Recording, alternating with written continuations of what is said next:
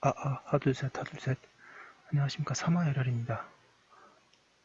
사마열혈TV 2018 송덕수 교수님저 제10판 시인민법 강의 3회도 1620페이지 보겠습니다. 사마열혈TV 제1차 구독, 추천을 부탁드리고 유튜브 구독을 권합니다. 양가 1번의 과실책임 원칙. 과실책임 원칙은 개인이 타인에게 준 손해에 대하여 그 행위가 위법할 뿐만 아니라 동시에 고의 또는 과실이 기한 경우에만 책임을 진다는 원칙이다. 이 원칙은 근대 민법의 기본 원리 가운데 하나이며 우리 민법도 제750조에서 불법 행위에 관하여 이를 규정하고 있다. 과실책임 원칙은 동그라미 1번에 개인의 자유활동 보장 기능, 2번에 손해 발생의 억제 기능, 3번에 제재적 기능을 갖는다.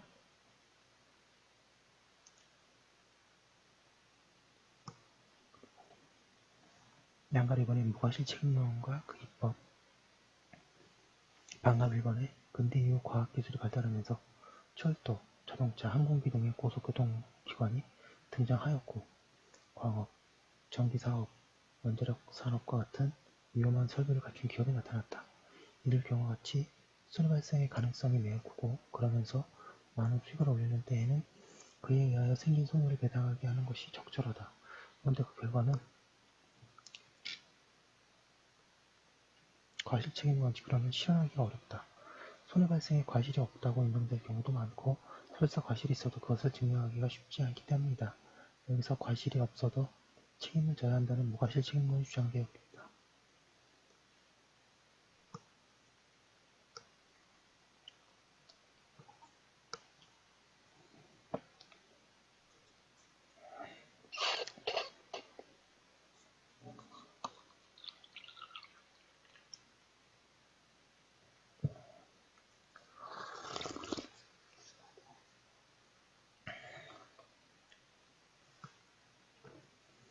방가 1번의 무과실 책임론은 무과실 책임의 근거를 어떻게 주장하느냐에 따라 여러 가지로 나누어지는데 그 대표적인 것으로는 이익을 얻는 과정에서 타인에게 손해를 주었다면 그 이익에서 배당하게 하는 것이 공평하다는 보상 책임 절과, 위험한 시설에 걸리려면 그것으로부터 생긴 손해에 대하여 책임을 져야 한다는 위험 책임설이 있다.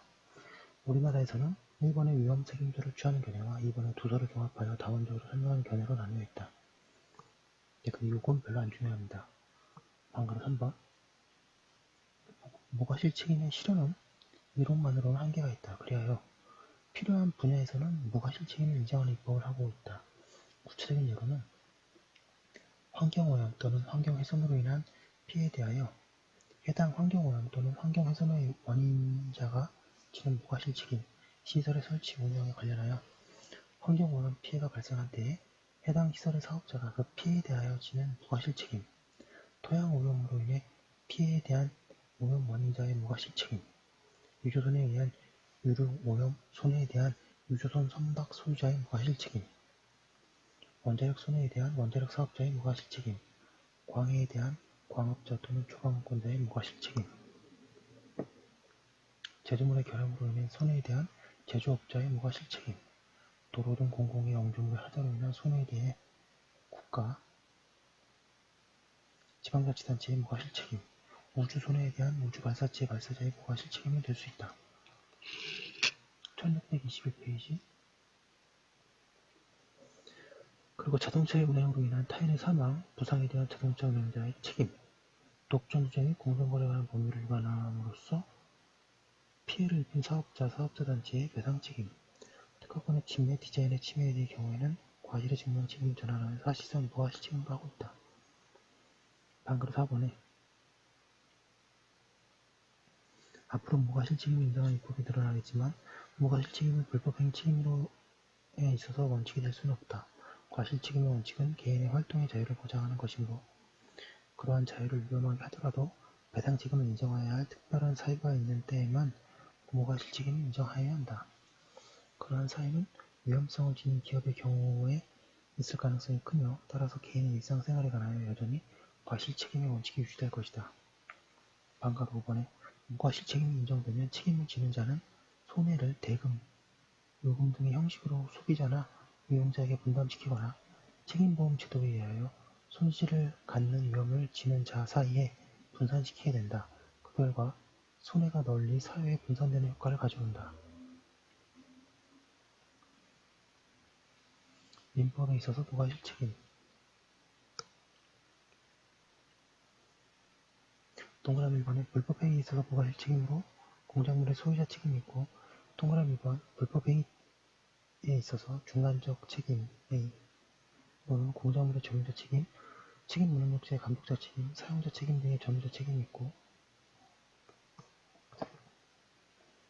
동그라미 3번 채무 불이행에 있어서 무과실 책임으로 금전 채무의 불이행 책임이 있으며, 동그라미 4번 기타의 것으로 무권대리인의 손해배상 책임, 책임 전실자의 손해배상 책임, 매도인의 담보 책임, 미인인의 손해배상 책임, 인지 사용에 의한 손해배상 책임이 있다. 로마트 4번의 불법행위와 보험제도. 불법행위 제도는 경우에 따라서 손해전보라는 그 목적을 달성할 수 없다. 가해자에게 배당에 충분한 자료가 없는 때가 그렇다.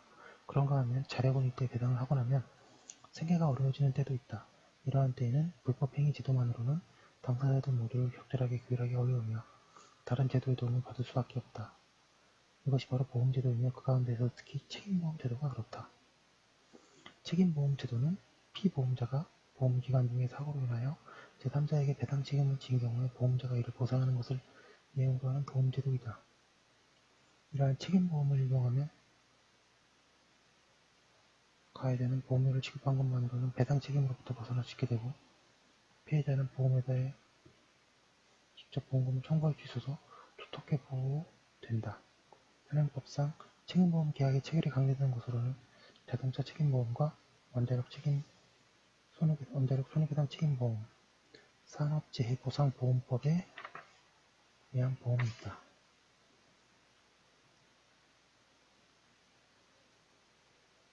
강제되는 것, 산재, 강제되고 있습니다. 1622페이지 로마자 5번 불법행위 책임과 계약 책임과의 관계. 양가로 1번에 서설. 동일한 당사자 사이에 하나의 사실의 계약 책임의 요건과 불법행위 요건을 모두 충족시키는 경우가 있다. 예컨대 임차인이 과실로 임차물을 멸시킨 때에는 그렇다. 원래 계약 책임은 계약관계가 있는 자들 사이의 문제이고, 불법행위 책임은 일반인 사이의 문제이므로 계약관계에 있는 자 사이에서 불법행위 책임도 문제될 수 있는 것이다. 이와 같은 경우에 피해자는 어떠한 청구권을 가지는지가 문제된다. 양가로 1번 학설과 판례. 방가로 1번 학설. 학설은 청구권 경합설, 법조경합설, 청구권 규범 경합설, 청구권 규범 통합설로 나뉘어 있다.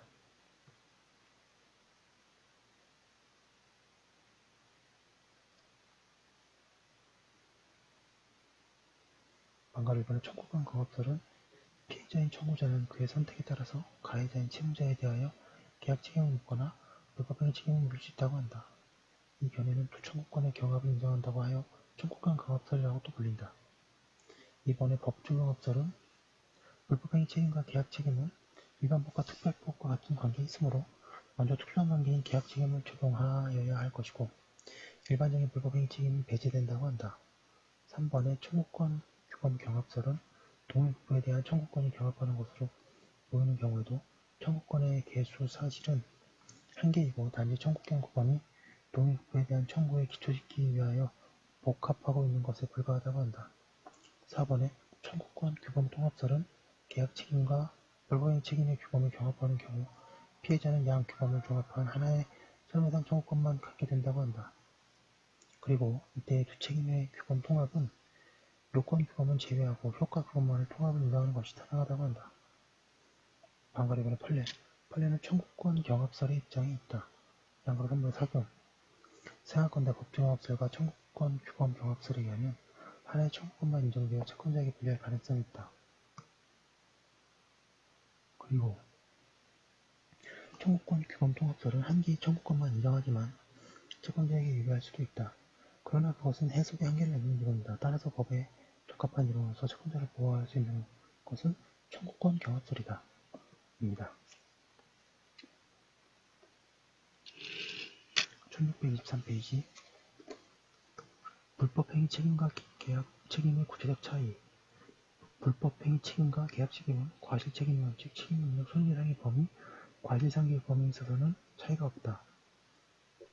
그러나 자 지금부터 학교 시험에 자주 나오는 거죠. 동그라미 1번 유책사유의 증명 책임에 있어서 전자에 있어서 피해자가 가해자 유책사유를 증명해야 하는 데 비하여 후자에서는 가해자인 채무자가 자기에게 유책사유가 없었음을 증명해야 하고 동그라미 2번은 전자에서는 피용자의 고의과실로 사용자가 책임을 지는 경우에 사용자가 면책될 수도 있으나 후자에서는 채무 이행을 보조하는 자의 고의과실로 채무자가 책임을 지는 경우에 채무자는 면책될 여지가 없고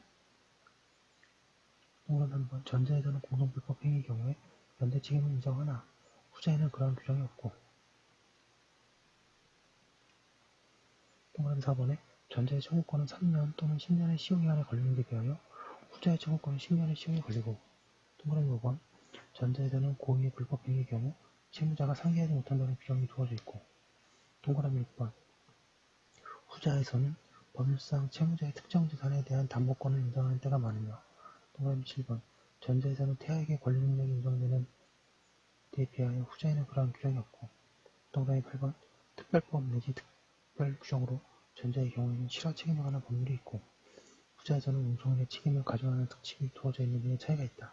이들 가운데 1, 2, 4, 6, 1, 2, 4, 6, 8은 계약 책임을 묻는 것이 채권자에게 유리하고 3, 5, 7은 불법행위 책임을 묻는 것이 채권자에게 유리하다. 그런데 전체적으로 계약 책임을 묻는 것이 채권자에게 유리하다고 할 수 있다. 이 내용은 학교 시험에 잘 나오는 거고요. 이렇게 써보시면서 정리하시면 좋습니다. 여기까지 한번 올려두고 다음 거 이어서 하도록 하겠습니다. 잠시만요.